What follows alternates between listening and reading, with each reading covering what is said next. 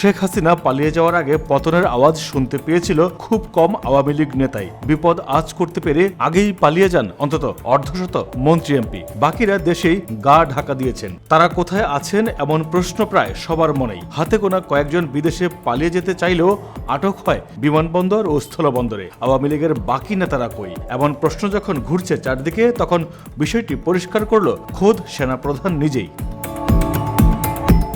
ক্ষমতাচ্যুত আওয়ামী লীগ সরকারের এমপি মন্ত্রীদের সেনাবাহিনী আশ্রয় দিয়েছে বলে জানিয়েছেন সেনাবাহিনীর প্রধান জেনারেল ওয়াকারুজ্জামান। তিনি বলেন, তাদের বিরুদ্ধে যদি কোনো অভিযোগ থাকে, মামলা হয়, তাহলে তারা শাস্তির আওতায় যাবেন, কিন্তু অবশ্যই সেনাবাহিনী চাইবে না বিচার বহির্ভূত কোনো কাজ বা হামলা হোক। আওয়ামী লীগ নেতাদের জীবন হুমকিতে রয়েছে, সেটার জন্য তাদেরকে আশ্রয় দেওয়া হয়েছে। সে যে দলেরই হোক, যে মতেরই হোক বা যে ধর্মেরই হোক, নিরাপত্তার বিষয়টি দেখবে সেনাবাহিনী।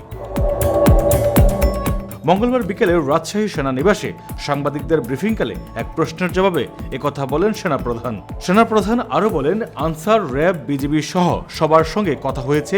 পরিস্থিতি এখন শান্ত হয়ে আসছে। আইন শৃঙ্খলা পরিস্থিতি এখন সম্পূর্ণভাবেই নিয়ন্ত্রণে। পুলিশ কিছুটা ট্রমার মধ্যে আছে।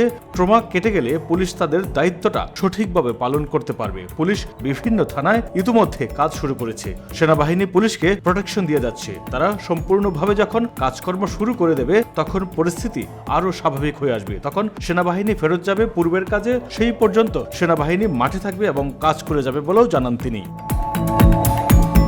জেনারেল ওয়াকারুজ্জামান বলেন, সংখ্যালঘু নির্যাতনের যে অভিযোগ উঠেছে তা পুরোপুরি সত্য নয়। ৮০% গুজব বলে মনে করেন তিনি। সবাই মিলেমিশে কাজ করবে এবং দেশকে উন্নতির দিকে নিয়ে যাবে, এমনটাই প্রত্যাশা সেনাপ্রধানের। দেশকে এগিয়ে নিয়ে সবাইকে একসঙ্গে কাজ করার আহ্বানও জানান তিনি।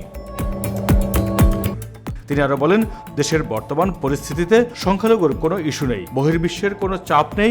রাষ্ট্রের সংস্কার শেষে একটি গ্রহণযোগ্য নির্বাচন অনুষ্ঠান আয়োজনে সেনাবাহিনী বর্তমান সরকারকে সর্বাত্মক সহযোগিতা করবে। এর আগে আইনশৃঙ্খলা পরিস্থিতি নিয়ে সেনানিবাসে স্থানীয় পুলিশ প্রশাসন ও আইনশৃঙ্খলা রক্ষাকারী বাহিনীর কর্মকর্তাদের সঙ্গে মত বিনিময় করেন সেনাপ্রধান জেনারেল ওয়াকারুজ্জামান।